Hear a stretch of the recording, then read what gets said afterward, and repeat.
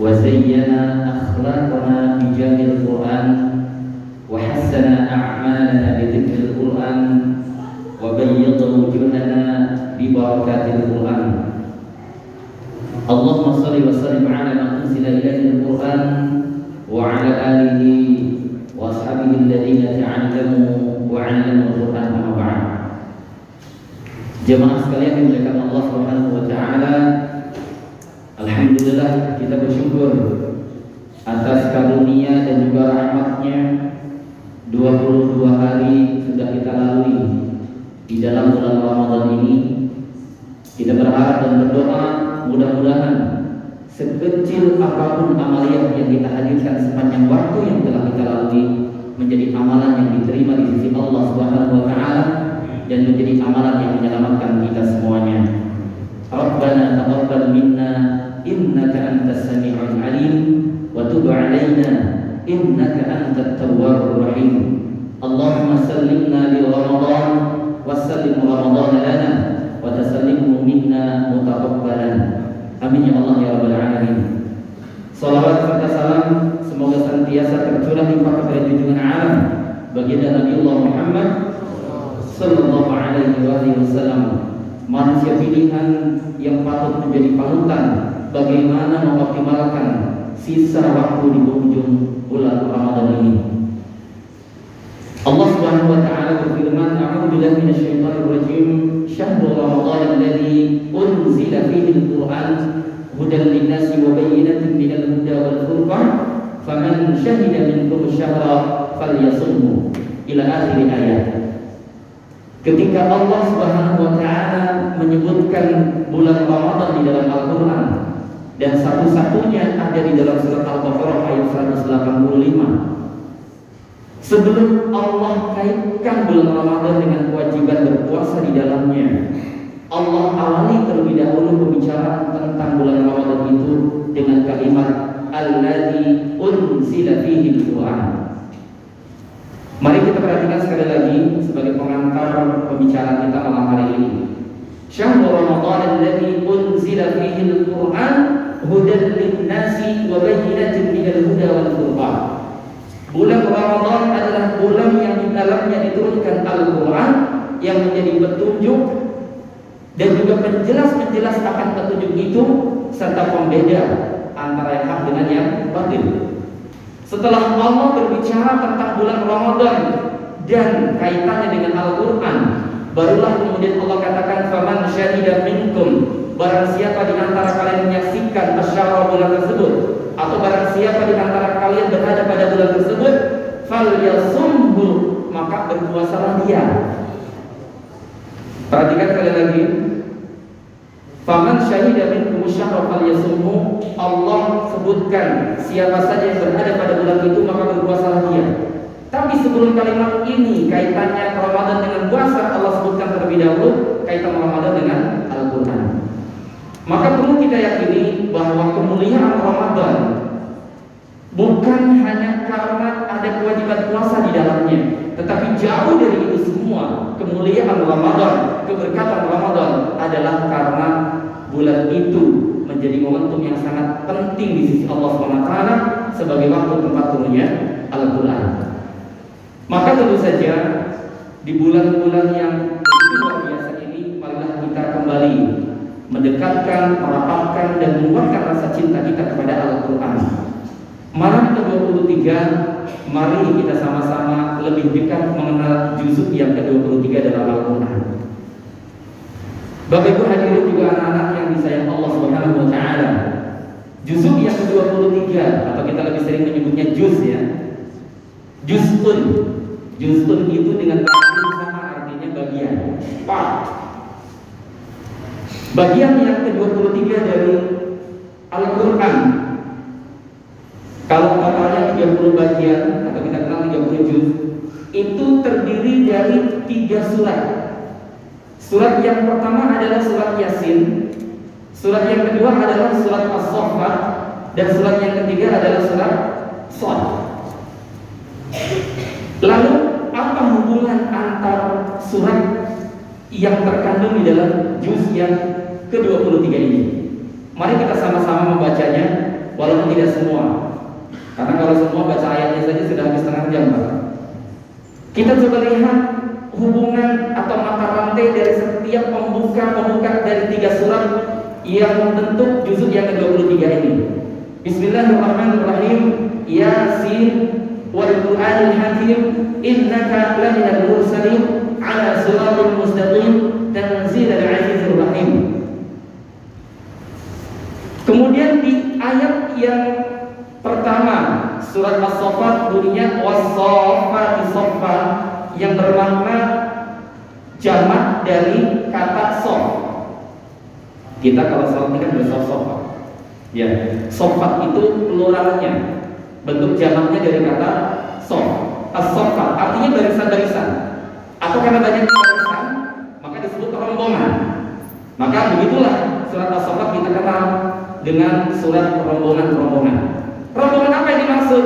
Dan apa kaitannya dengan surat sebelumnya yaitu surat Yasin?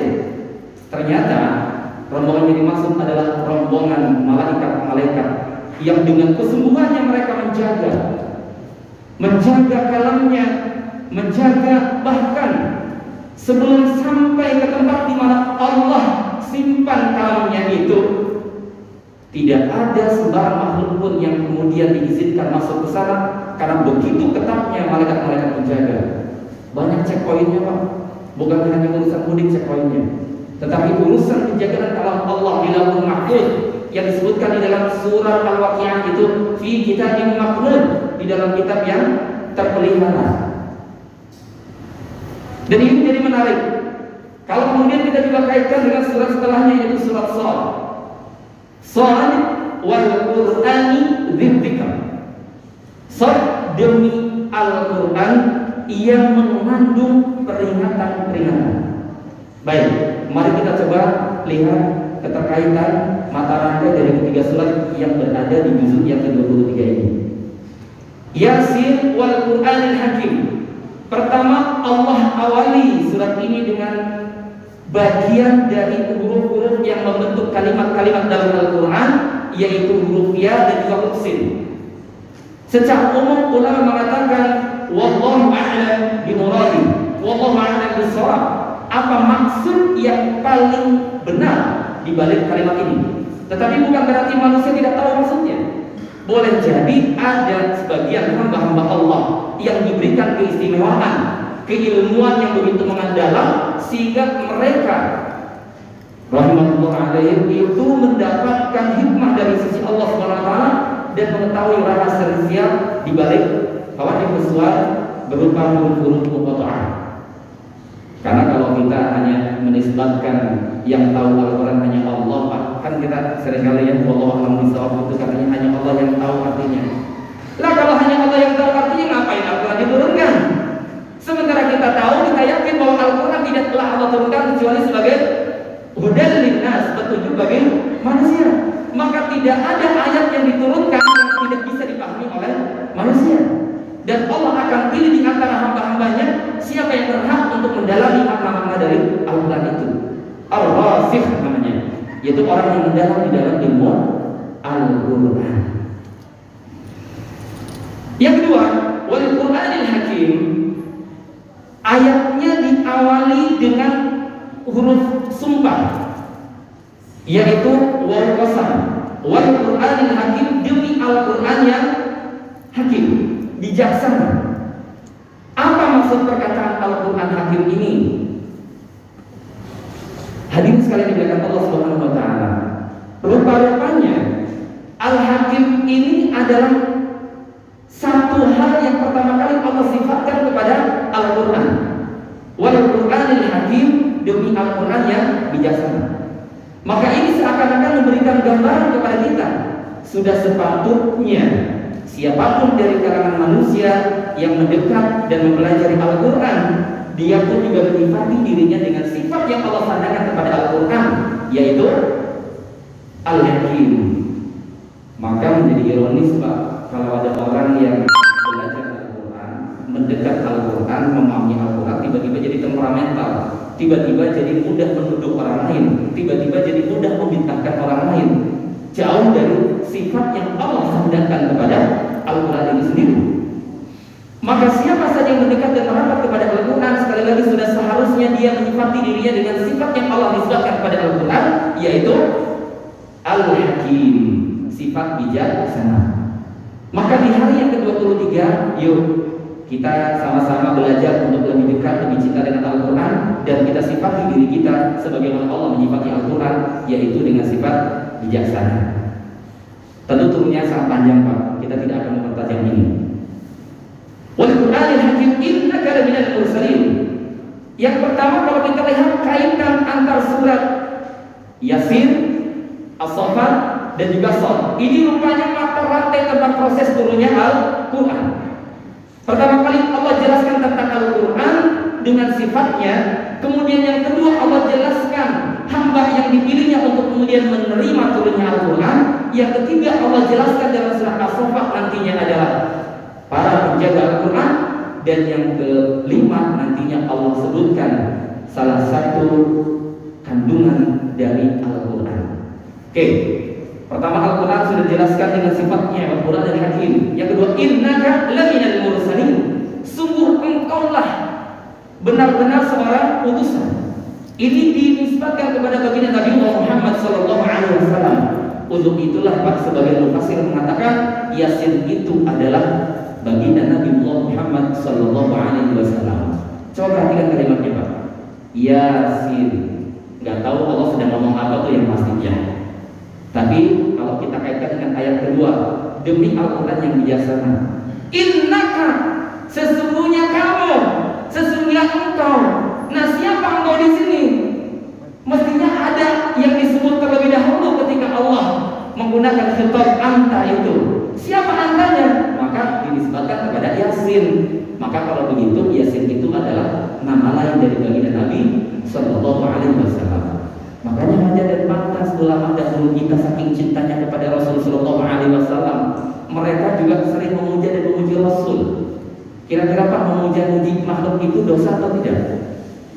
Kalau dosa, Bapak tidak boleh memuji istri. Maka kita saking cintanya kepada seseorang, tidak jarang kita pun juga memuja-muji dia, betul? Maka saking cintanya ulama kita dulu kepada baginda Nabi SAW, tidak jarang mereka juga membuat sastra puja-puji kepada Nabi SAW.